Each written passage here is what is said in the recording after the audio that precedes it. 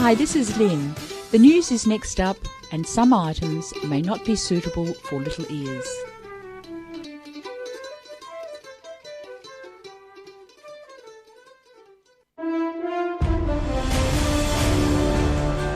(103.9) Hope FM, National News and Weather. Hello, I'm Kim Cartwright. The Prime Minister is being criticised about efforts to improve women's safety. Scott Morrison says he won't be attending or watching as Brittany Higgins and former Australian of the Year Grace Tame are delivering a key speech to the National Press Club. He says he will be briefed, but Labor's Sharon Claydon says it's not good enough. This Prime Minister's got form. He has been tone deaf on each and every occasion.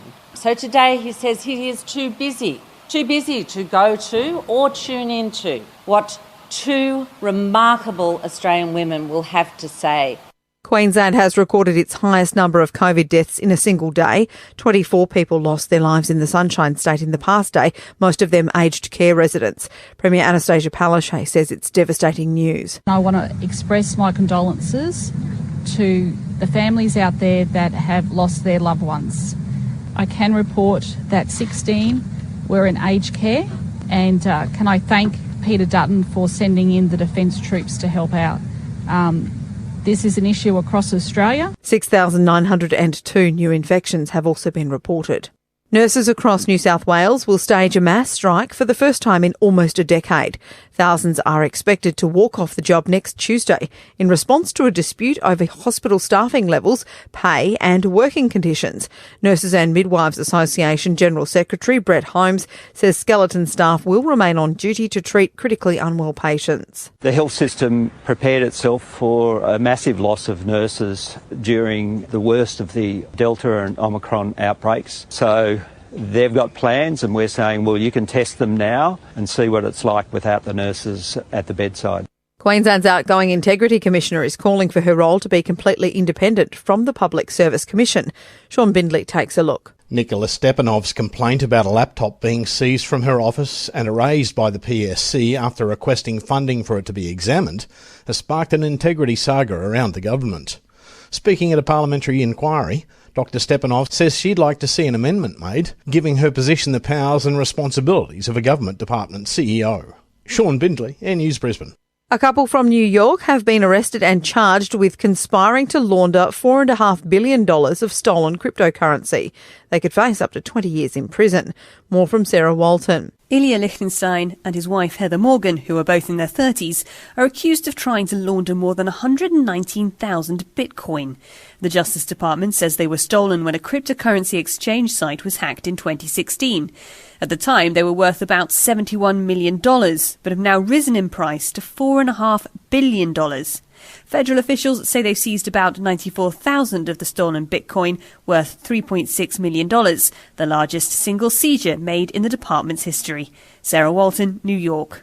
The COVID pandemic isn't hurting Australia's biggest bank, Commonwealth. In the first half of the financial year, the bank made $4.7 billion, up 23%. The booming property market is helping drive profit with mortgage growth, along with a better performance in business lending and deposits.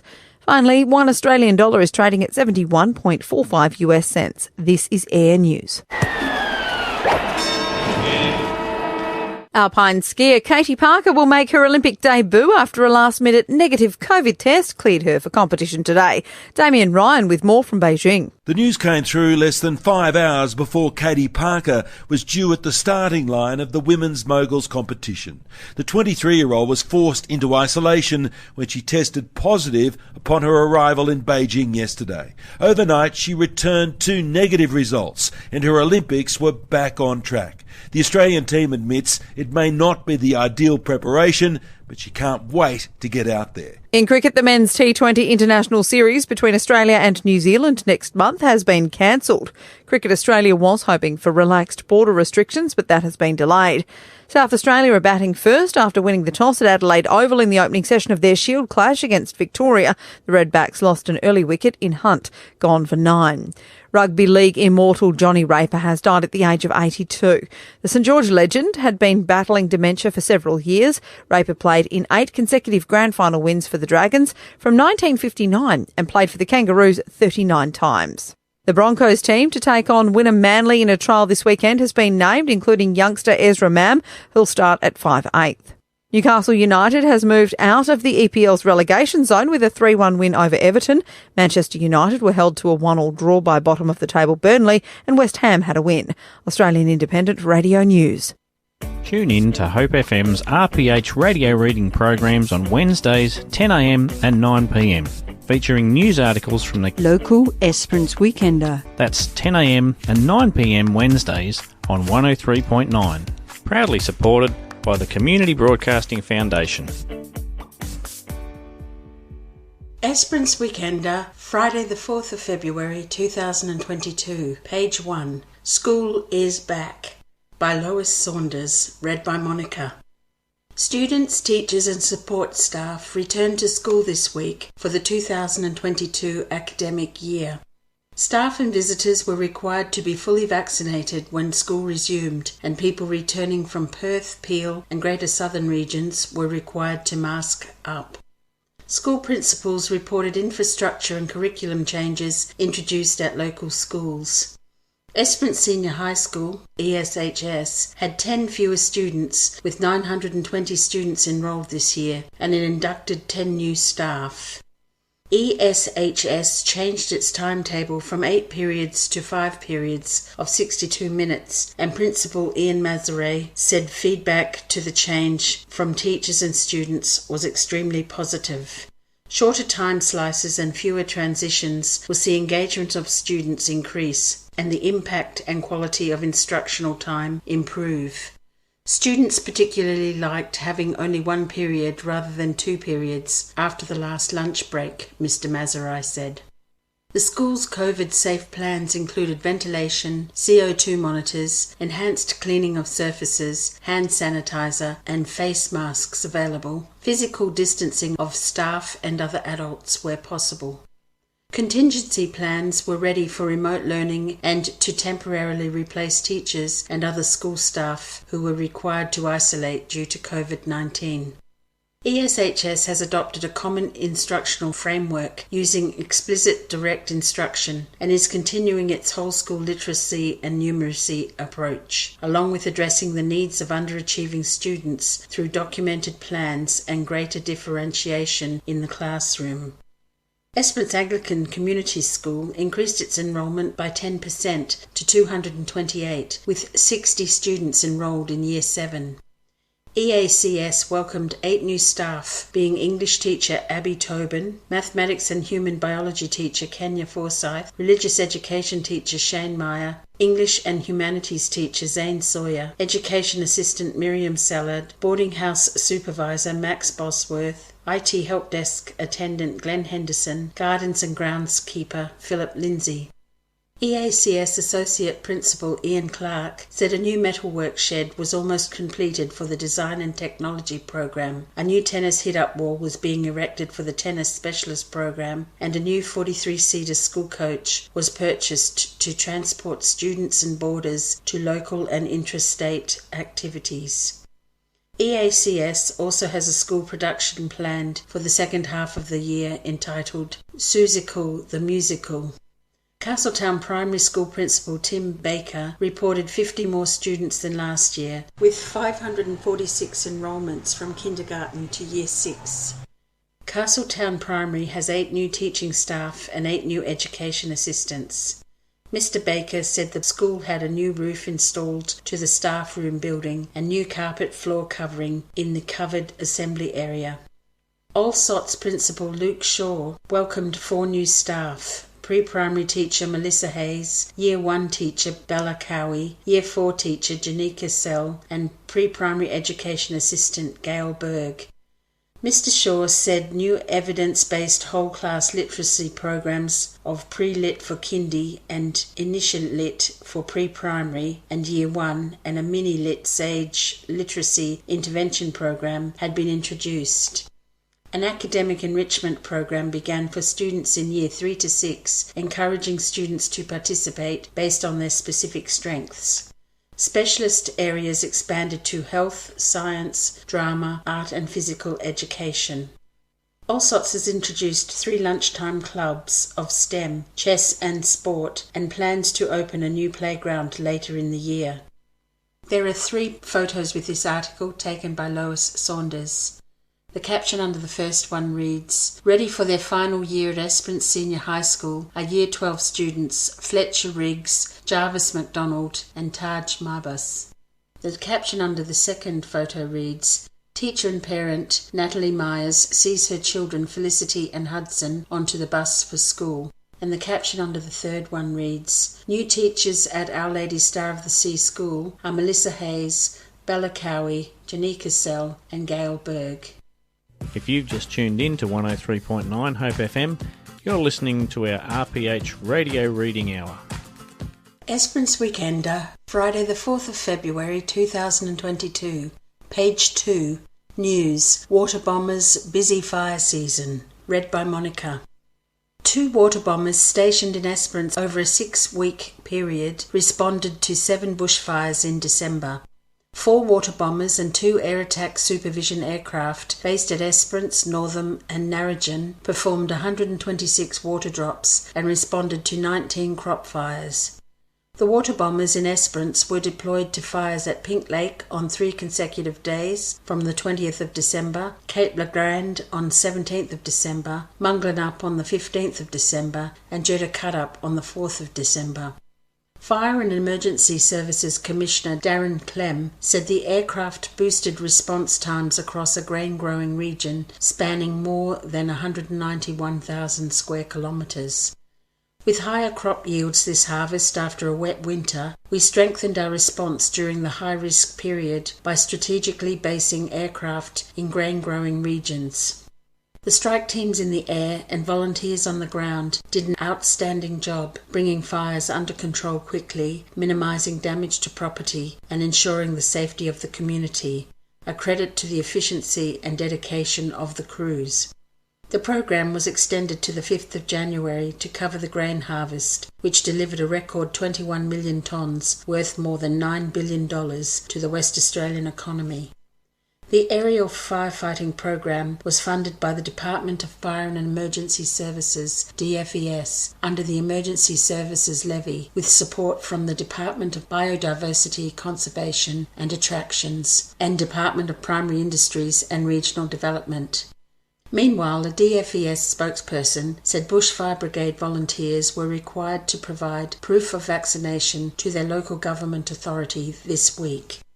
Fire and emergency service workers who are not vaccinated as required under the directions are not allowed to remain at or enter fire stations, incident grounds or DFES facilities, the spokesperson said.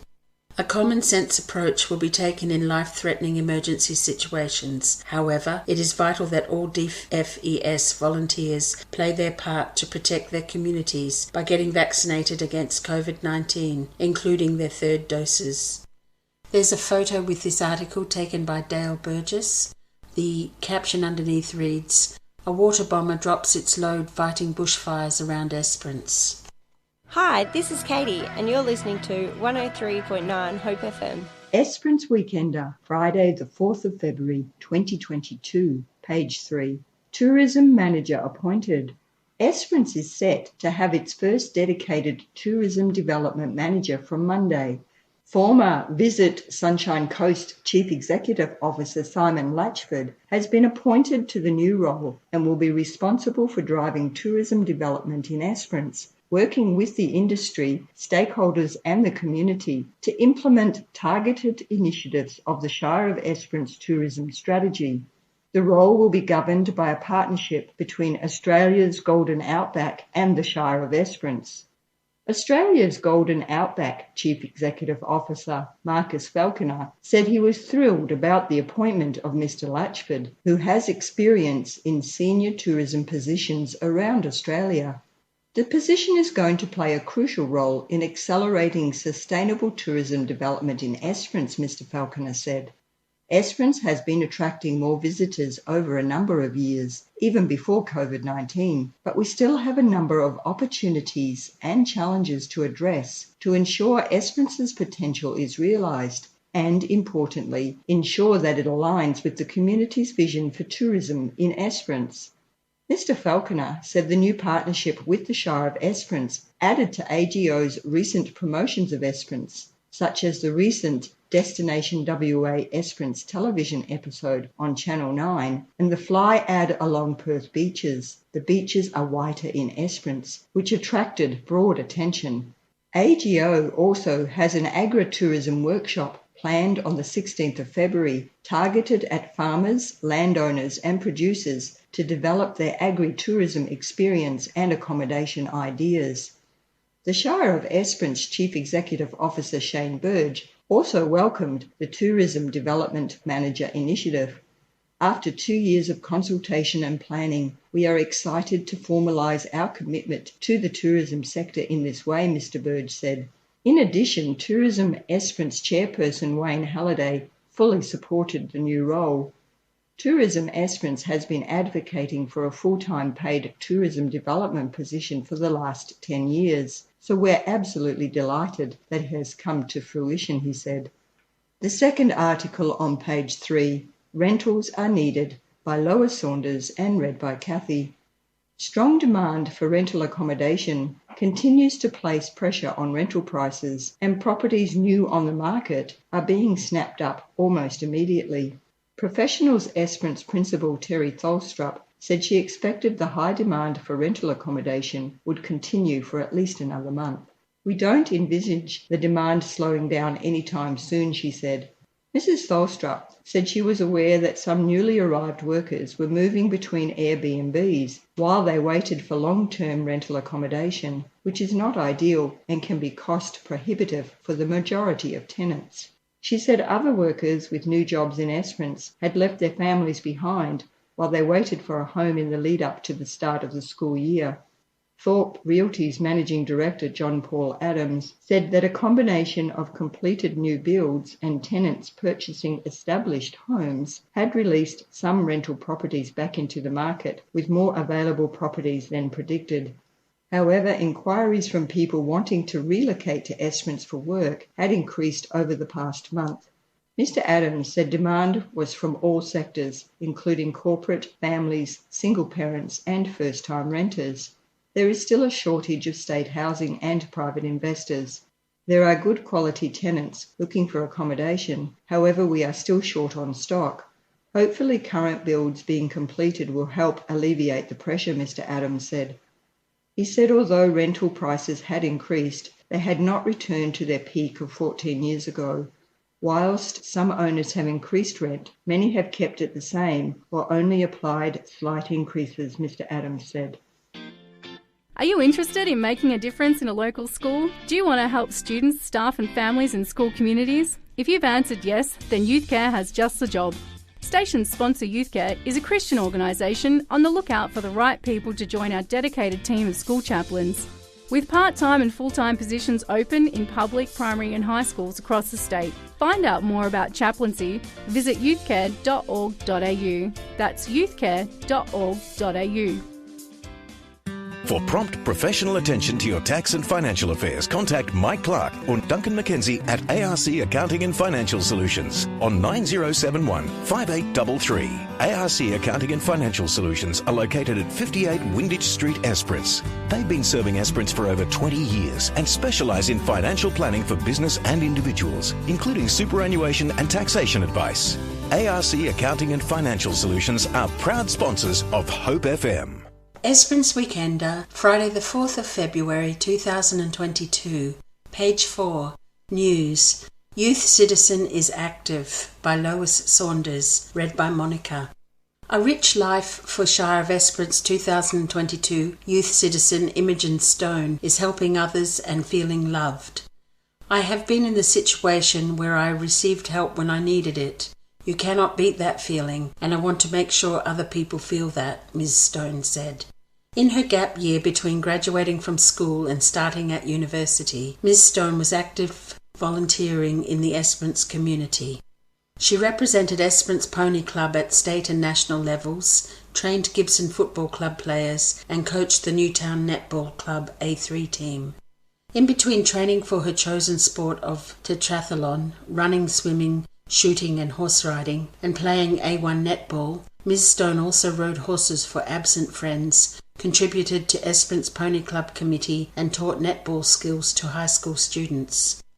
With her parents' involvement in Farmers Across Borders for the past 8 years and her sister Amelia's initiative Hey for WA for Kids, Ms. Stone said she is surrounded by willing volunteers. "I've witnessed my family volunteering and I like to help out where I can," Ms. Stone said. "Good things happen when people come together and help out without the expectation of a reward." Ms. Stone will soon move to Perth to begin her studies in sport and exercise science at Notre Dame University. There are 2 photos with this article, taken by Lois Saunders. The caption under the first one reads, "Imogen Stone accepts her 2022 Shire of Esperance Youth Citizen Award from Esperance Shire President Ian Mickle, and category nominees Paige Fillmore, Courtney Blampied and Zita Steele."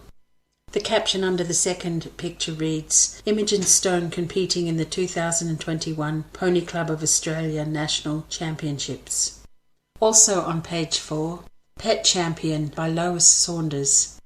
The high number of cats being euthanized in Esperance 10 years ago provoked vet nurse Janine Button to begin a rescue service. Ms. Button still has a mother cat she took home after it arrived with kittens at the veterinarian clinic in the week before Christmas in 2012. She is a grand old lady. For rescuing and rehoming thousands of pets through the charity organisation Safe Esperance, Ms. Button was judged winner of the community category of the Shire of Esperance 2022 Citizen of the Year Award. Ms. Button estimated she has rehomed 1,500 cats and 450 dogs since she started Safe Esperance in 2014. As a volunteer Safe Esperance coordinator, Ms. Button said she receives calls at all hours every day of the week. "It runs my life," Ms. Button said. "Work gets in the way." Ms. Button said it was often a real slog coordinating Safe Esperance with minimal funding. Sharing the load are Safe Cat Coordinator Stephanie Thompson, Safe Kitten Coordinator Fabienne Brown, with support from Dr. Isabel Casey at Swans Veterinary Service. The Shire of Esperance Rangers refer unclaimed strays, and Miss Button receives calls from pet owners surrendering their pets for a variety of reasons. Ms. Button recalled a recent case of a 6-week-old kitten that had surgery to amputate its leg and tail. He was amazing. He'd already survived as part of a large litter. Things like that make us feel it's all worthwhile. To have recognition from the Shire of Esperance and the community for the work of Safe Esperance meant an immense amount to me, Ms. Button said. There's a picture with this article. The caption underneath reads, "Janine Button with the cats she cares for." If you've just tuned in to 103.9 Hope FM, you're listening to our RPH Radio Reading Hour. Esperance Weekender, Friday the 4th of February 2022, page 5. Patience Tested by Lois Saunders and read by Kathy. The February harvest of a Tasmanian blue gum plantation on Merivale Road will be a highly anticipated outcome for Esperance farmers David and Penny Smallwood. The Smallwoods are hoping the 970-hectare plantation they established 23 years ago will produce up to 200 tonnes of wood chip per hectare. However, their optimism is tempered because almost a third of the plantation was damaged by bushfire 6 years ago. Plans to harvest the plantation in December 2015 were thwarted by the October bushfire, which spread unchecked from Stockyard Creek. The percentage we will lose through damaged timber we do not yet know, Mr. Smallwood said. The Smallwoods have 35 hectares of their farm available to cultivate for pasture and support their flock of 120 Wilterpole ewes. They originally established the plantation for extra income and to improve soil health, as the roots opened up the soil, which would help crops access nutrients to a depth of 2 metres. Southern Pacific Fibre, SPF, began harvesting the plantation last June, but it abandoned the project after just 1.5 hectares due to wet conditions which prevented trucks accessing wood chips. Smallwoods are looking forward to the harvest after many disappointments. They have been strong supporters of South East Forest Foundation Group, set up to investigate growing trees in Esperance. 2 trial plots were set up on the Smallwoods' first property on Merivale Road and were the initial blue gum plantation established by integrated tree cropping from Albany in 1996. The second article on page 5, Festival Helpers Thanked, by Lois Saunders and read by Kathy. Organisers of the 2021 Esperance Foreshore Fireworks Festival, EFFF, formally thanked Shire workers for behind-the-scenes help with the annual event. EFFF President Renee Poot from Rotary Club of Esperance Bay thanked Shire of Esperance for its in-kind support and staff for solving unexpected problems facing the Rotary Club of Esperance Bay subcommittee.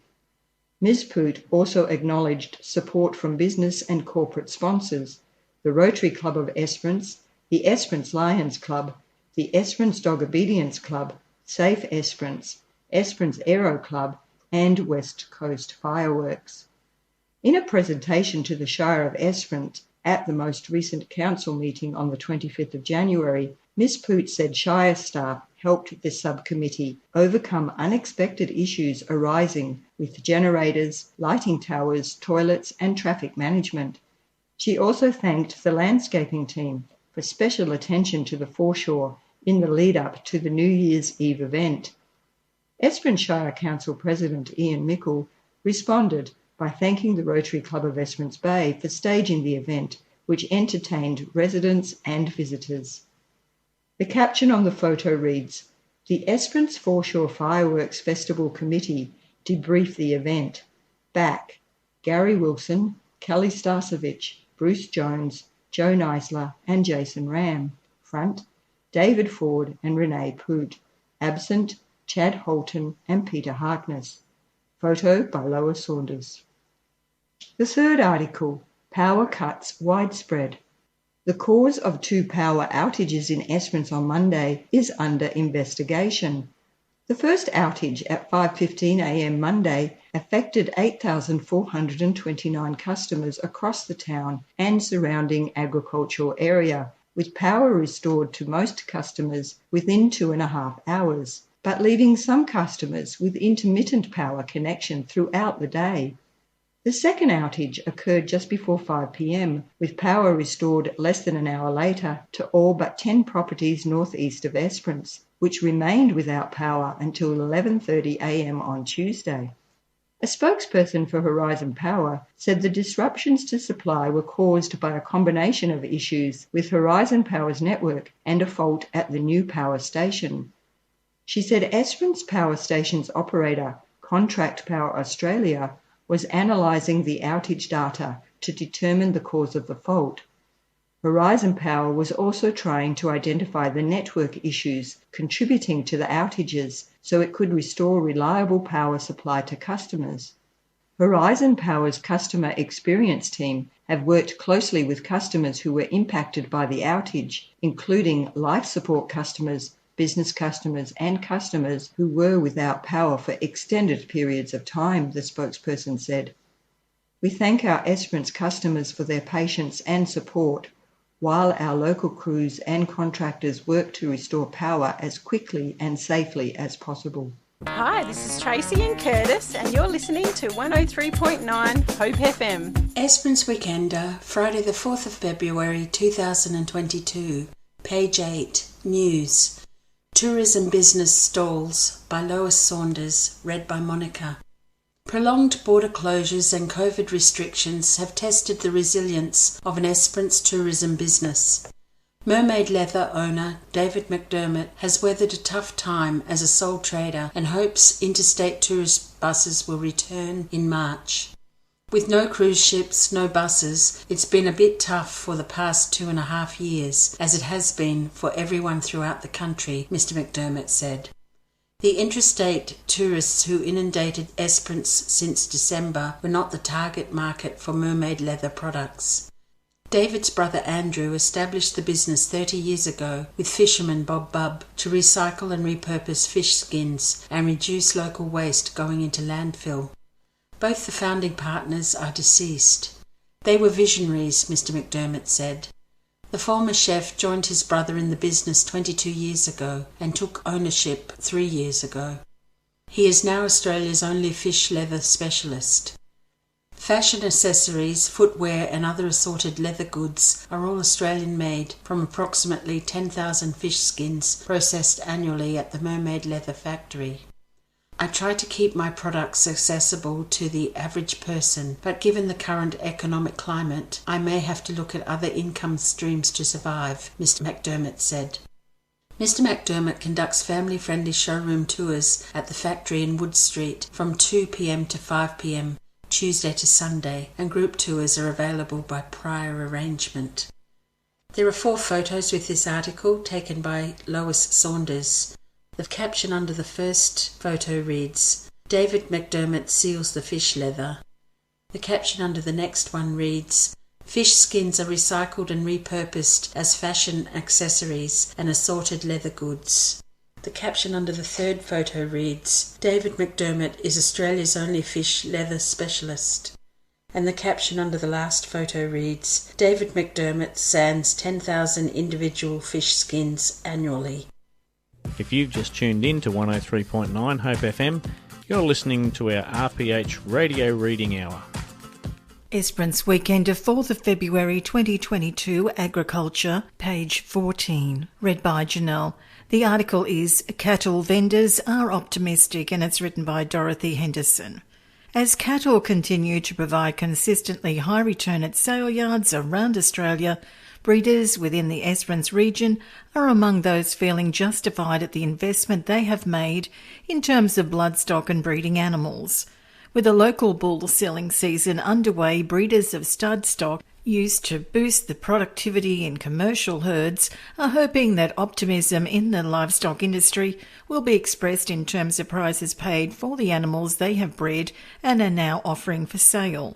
Arkle Angus at Munglanup will be the first of the local breeders to see stud stock paraded in front of the auctioneer, with their on-property sales scheduled for today at 1 p.m. at 492 Bedford Harbour East Road, Munglanup.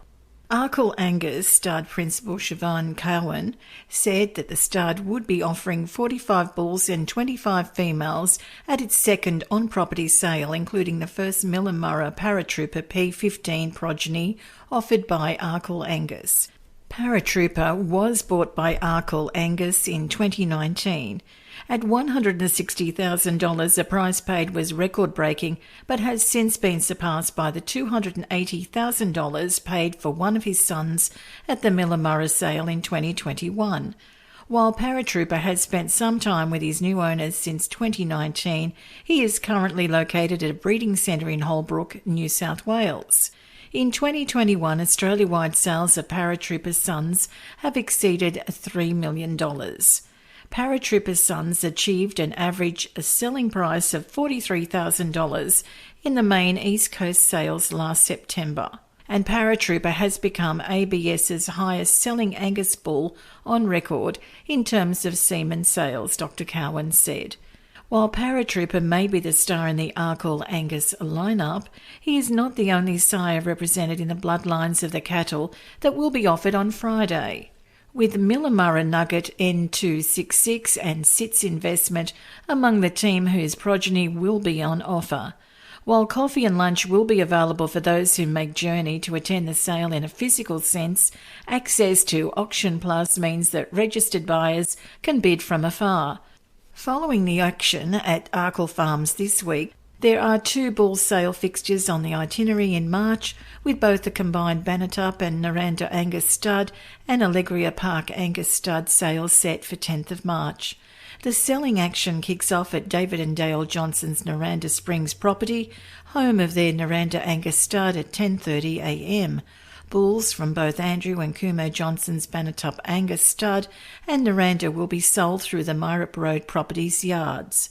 Banatup was established in 2016 with females sourced from Andrew's parents' Naranda stud as part of a succession plan which would see Andrew's parents first downsize and then retire from the stud cattle industry. Andrew Johnson said that 30 Banatup bulls would be on offer at the sale, with 20 Naranda sires also available. Mr Johnson said he hoped that the strong demand for stock seen in the state's sale yards, with weaners currently selling for around $2,000 per head, would be translated into demand for breeding stock. While the Johnson family predominantly sold to local buyers, with Esperance's distance from other centres tending to constrain buyer enthusiasm, access to the animals offered via Auction Plus and its online viewing and buying provide scope for interest from afar. Mr Johnson said that this sale would be one of the last that would offer Naranda stock, with a succession plan in place that would allow his parents to gently ease out of the occupation that has preoccupied them for many years, and into one which will involve a small herd of commercial cattle. At last year's combined bull sale, a Banatup bull topped the sale at $11,000. Described by pundits as classy, Banatup Beast Mode Q3 was bought by Nippon Grazing Company, Esperance. After the bulls go under the hammer at Naranda Springs, the bull sale action moves closer to Esperance and to Allegria Park Angus Stud on Cook Road.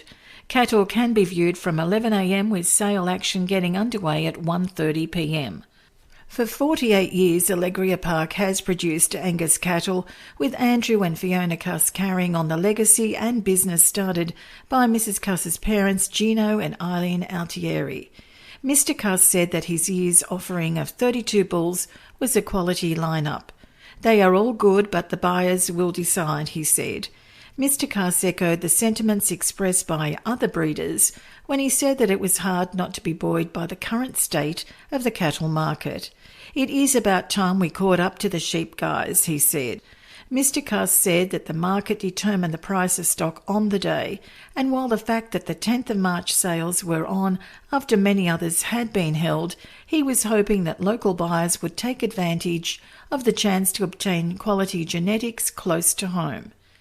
He said that among the bulls whose progeny would be on offer were Allegria Park N27 and Allegria Park N46, both bred as part of the stud's embryo transfer program. Other sires included Black Market N019 and Sherrilton L12. We are happy to offer the bulls we have produced, Mr Cuss said. Esperance Nutrient Livestock Agent Darren Chadley said that local producers were fortunate to be able to access quality bloodlines such as those offered by the studs within the region. These sales are a great opportunity for local producers to buy quality bulls locally, Mr Chadley said. He said that the cattle market had never been stronger and that the outlook was positive. I can't see it changing anytime soon, he said. Mr Chadley said the market had changed considerably during the last 2 years and that there was strong demand for breeder cattle.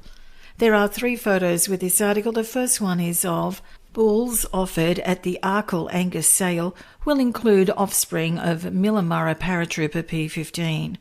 The second photo is of Robbie Dale and Andrew Johnson at the 2021 Esperance Bull Sale, which saw the 2 branches of the Johnson family combine to offer stud stock in a tradition maintained at this year's sale. And the third photo is of Andrew Cuss, Nick Ruddenclough and Scott Wandel chatting after the 2021 Esperance sales, and the photos were courtesy of Dorothy Henderson. Esperance Weekender, Friday the 4th of February 2022, page 15, Fishing, What's Biting and Where, by Ollie Stevenson, read by Monica. Squid are being caught in good numbers off Esperance Jetty and 500 metres further along the foreshore in front of the Thai restaurant. Flathead are being caught. King George whiting are plentiful at the Taylor Street Jetty. Woody Lake is firing with reports of sizable bream there. Small bronze whalers, gummy shark and mulloway have been landed at Roses Beach. Offshore fishing has produced southern bluefin tuna in big numbers behind Cull Island.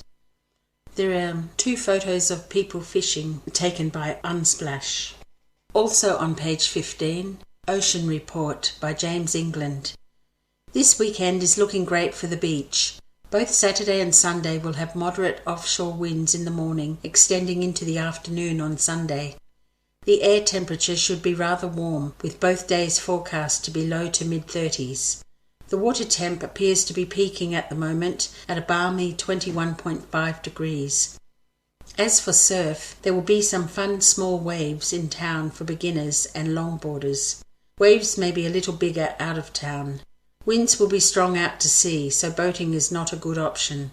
Evening high tides and warm day temps make beach fishing a reasonable option.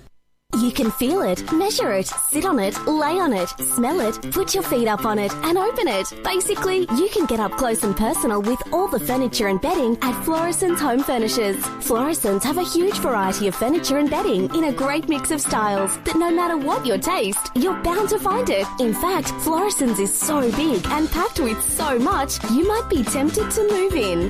Come and choose your new furniture now at Florison's Home Furnishers in the huge showroom on Norseman Road. Proud sponsors of Hope FM.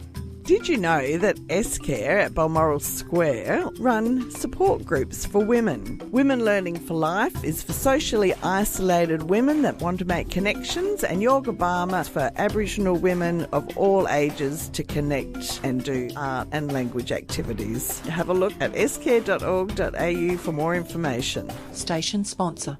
Esperance Weekender, Friday, the 4th of February 2022. Page 18, Sports. Dixon wins third swim, by Lois Saunders and read by Kathy. Shannon Dixon notched up his third win in the Australia Day swim-through with a time of 35 minutes 56 seconds. Weekly training swims in the new Ocean Lap Pool conditioned the 37-year-old for his fifth swim-through race since he first competed 14 years ago. Chelsea XL was second placed with a time of 37:31, closely followed by Lawson Baker in third at 37:32. A field of 45 swimmers competed in favourable conditions in the annual Esperance Tri-Club Australia Day swim-through, which started and finished at the Whale Tail on the foreshore. Michael Hackett was the third male finished, followed by Harlan Mannix on 39:21, who edged James England out of the first five finishers. Maddie McGrinder in 8th place was the second female to finish with a time of 40:57, behind Sean Mears and ahead of Steve Baker on 41:01. Gerta Lauritsen was the third female and 12th swimmer to cross the finish line on 41:34, and the youngest participant, Lauren Ware, finished 18th with 44:08. Ware said she relied on her fitness from surf lifesaving to prepare for the race. Other surf lifesavers in the field included Jamie Bergman, Tim Ammon, Jackie Tonkin, Greg Thomas, Kath Donovan and Karen Tonkin. Backmarker David Egan, aged 77 years, added distance to his sixth swim-through after he missed a marker buoy near the Esperance jetty and had to double back. While the annual swim-through has been an annual fixture for many years, the Esperance Tri-Club took it over 23 years ago. The club thanked the Department of Fisheries, Volunteer Marine Rescue Esperance, and Esperance Goldfield Surf Lifesaving Club members for monitoring water safety. And the second article on page 18 in Sports, New Roles for Patrons by Greg Symes and read by Kathy. The Esperance Bay Turf Club Sundowner Race meeting today will be its first with the state government's proof of vaccination requirements. The Esperance Bay Turf Club has advised the venue will be open early to check vaccination certificates, and extra staff will be on the gates to meet the mandated requirements. All indoor areas such as the bar, betting areas and the cafe will require the wearing of a mask as per the mandate from Racing and Wagering WA. Today's meeting starts at 2:25 p.m. with the $17,500 EBTC committee handicap over 1,100 metres. The informed duo of Helen Harding and Natasha Faithful will look to improve on Rebel Yell's last start's 6th place in the Fitzpatrick Plate at Albany.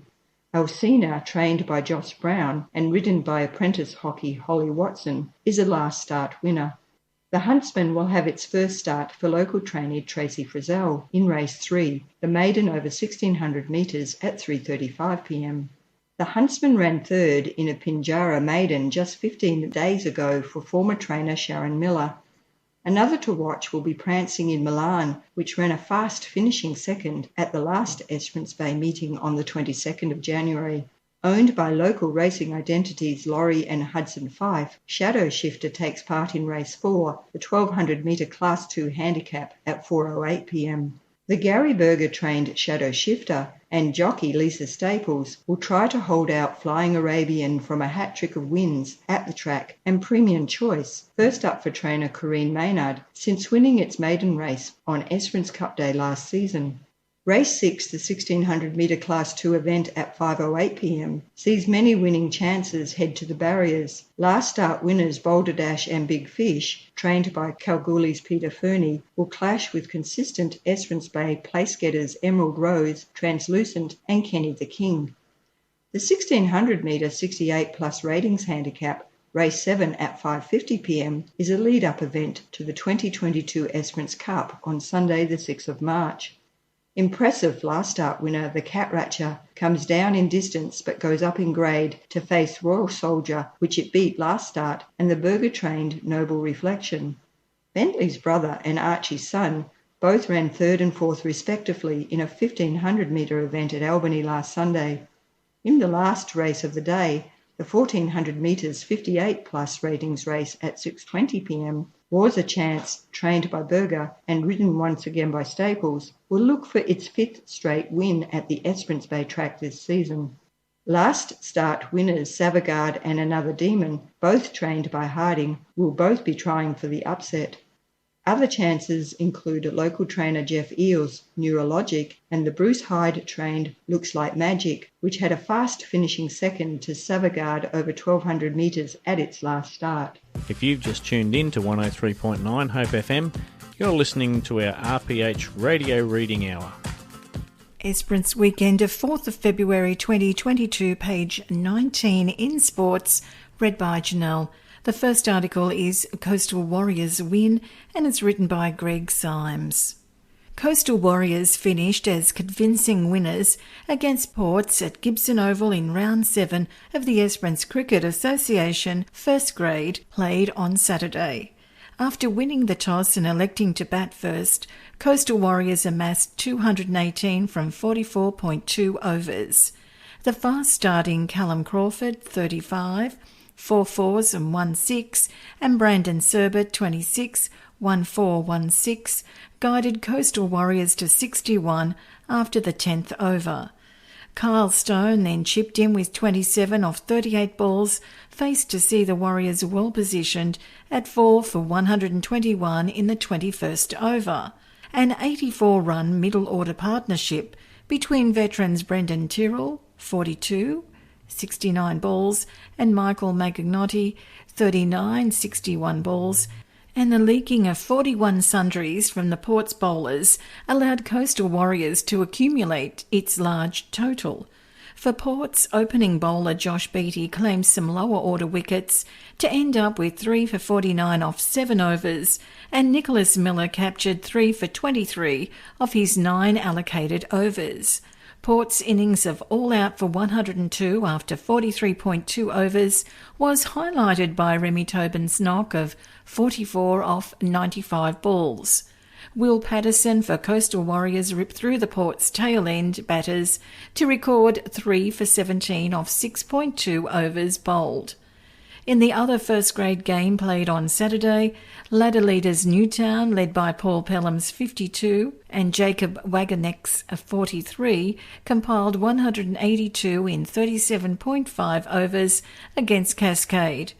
BJ Whiting for Cascade had a brilliant all-round game, taking 5 for 35 off 8 overs and then scoring 47 with the bat. Cody Bingham's 32 also helped Cascade to score 135 all out in the 36th over, still somewhat short of the required target set by Newtown. For Newtown, the best figures were recorded by Kurt Griffiths with 4 for 27 off 9 overs and Daniel Stiles with 3 for 20 off 5 overs. In the Nutrien Ag Solutions second grade, the top of the ladder match between Newtown and Esperance was a low-scoring, tight and tense affair.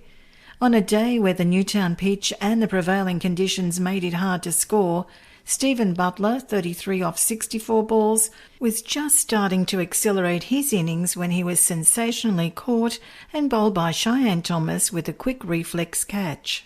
Butler's total and Esperance bowlers' 34 sundries left Newtown to be all out for 107 in the 36th over. Wily old-timer Wayne Martin captured 2 for 7 off 5 overs, combining with brother and sister duo Ryan, 2 over 13, 4, and Cheyenne Thomas 2 over 18, 6, to be Esperance's more economical bowlers. The relatively youthful Esperance batting lineup was then held to 9 for 97 off their allotted 45 overs, with the experienced Newtown trio of Stephen Butler 4 over 18 for 9, and Paul Griffiths 4 for 29, and Joe Bezudenhout 1 for 14, 9, all bowling tight lines and lengths. In the other second-grade match played at Ports Oval, Ports won the toss against Coastal Warriors and elected to bat. This seemed to be a fantastic decision by Captain Laurie 5, as Nilesh Sagar, 59, 10 fours, 1 6, dispatched the Coastal Warriors' opening bowlers to all parts of the ground.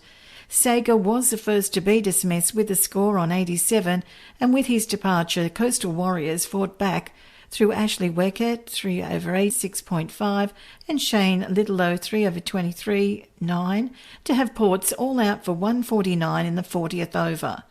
The Coastal Warriors' innings started disastrously, with the team being 3 for 8 at one stage. The score was rescued by Shane Littlelow with a total of 37 and some lower order hitting from Ashley Weckett, 18, and Taj Littlelow, 13, getting Coastal Warriors to a respectable 122 off 42 overs.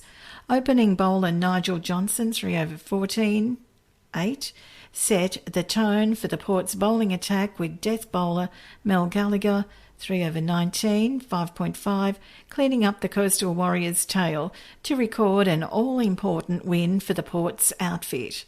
There are 3 photos with this article. The first one is of Esperance's Ashton Davies steadies to hit the ball as the Newtown slip cordon wait in anticipation. The next photo is of Esperance's Ryan Thomas bowls as Newtown's Harrison Naylor backs up with the umpire Mark Elliott ready to make a decision. And the third photo is of Newtown's Stephen Butler plays a front foot cover drive on Saturday against Esperance. And the photos were supplied. The following games are round 8 at 12:30pm, Esperance Toyota first grade, 5th of February 22, Newtown versus Coastal Warriors at Newtown Oval. The 5th of February, Ports versus Cascade at Ports Oval.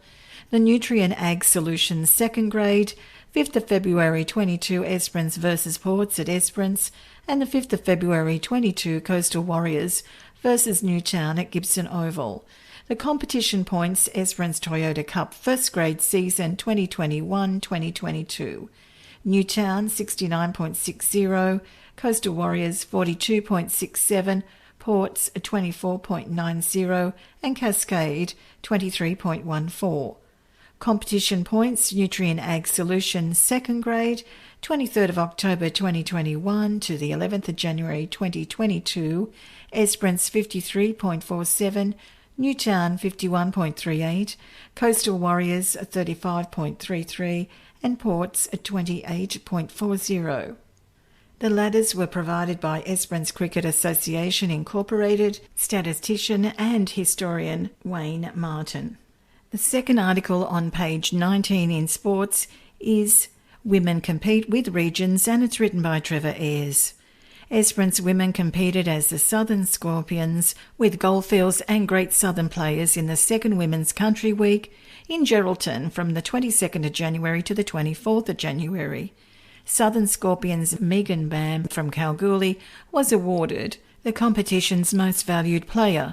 Representation was spread across the 2 regions, with the Goldfields Esperance contingent made up of 2 from Kalgoorlie, Bam and Drew Eppers, Salmon Gums Jess Sutter, and 4 from Esperance with Captain Cheyenne Thomas, Monique Brooks, Hannah Sims and Tamsin Gallagher, and the other 6 from the Great Southern. This year's competition commenced with 4 round-robin games between 6 other teams, 2 from Geraldton, 2 from Bunbury, and 1 each from Peel and West Pilbara, followed up by a series of finals. The Southern Scorpions played exceptionally well, with the eventual competition winners Geraldton A noting that the game against the Scorpions was its most challenging.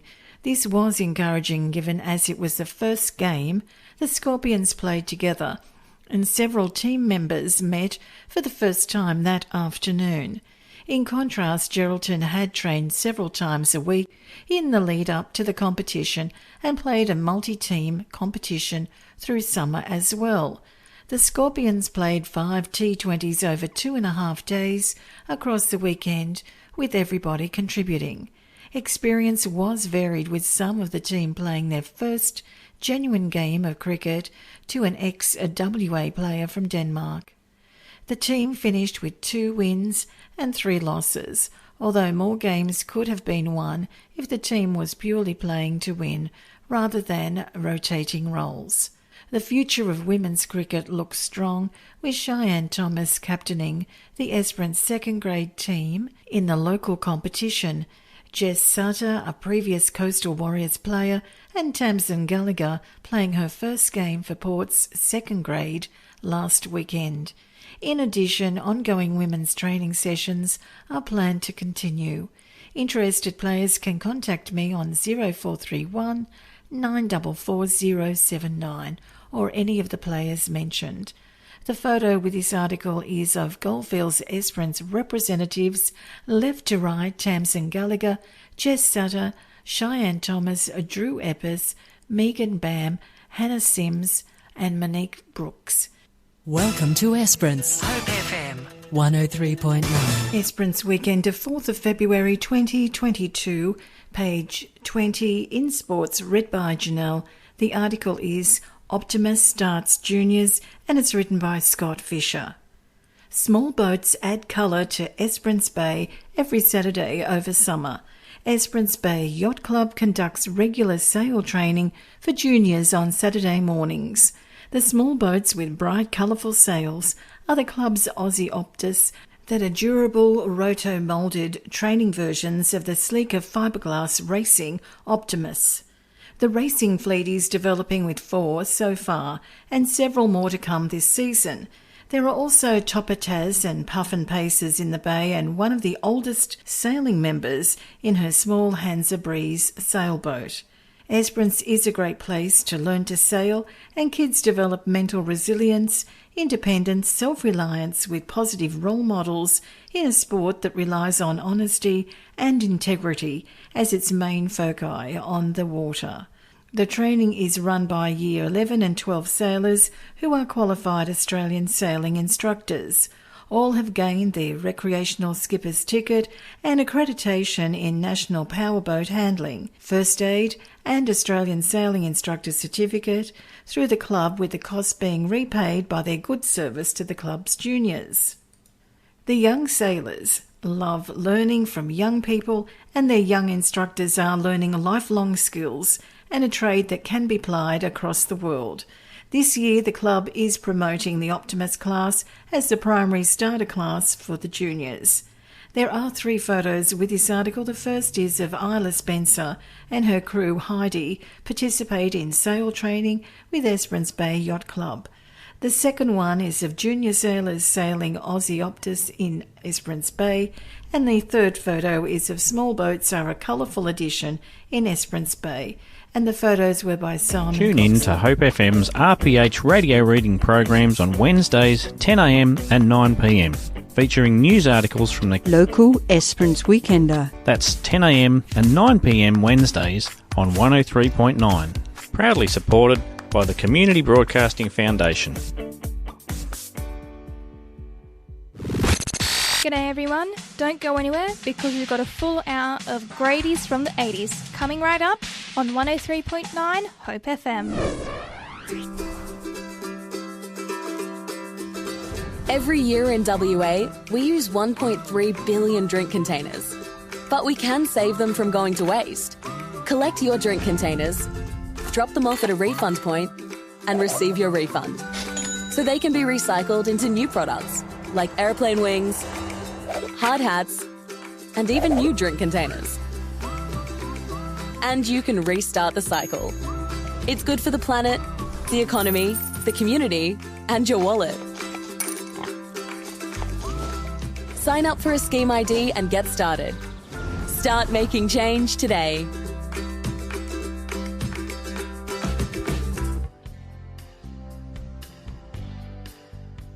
Our Bible verse says, "Love covers over all wrongs." Proverbs 10 verse 12.